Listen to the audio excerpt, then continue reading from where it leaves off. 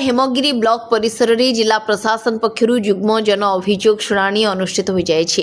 एथिरे जिलापाल डॉक्टर शुभंकर महापात्र एवं आरक्षी अधीक्षक श्रीमती अमृतपाल कौर उपस्थित रही जनसाधारण अभियोग गुड़िकर शुणाणी करथिले। आज मोट 75टी अभियोग आसीथिला, सेथिमध्यरु 9टी व्यक्तिगत अभियोग रहिथिबा बेले 65टी सामूहिक अभियोग रहिथिला। एही अभियोग गुड़िक मध्यरु गोटे अभियोगर तत्क्षणात समाधान करा जायथिला। से भली मुख्यमंत्री रिलीफ पांठिरु आर्थिक सहायता निमंते गोटे आवेदन रहिथिला। एही अभियोग शुणाणी रे मुख्य उन्नयन अधिकारी तथा निर्वाही अधिकारी श्री सुरंजन साहू एवं समस्त विभागीय अधिकारी माने उपस्थित थिले। ब्यूरो रिपोर्ट विचित्र दुनिया।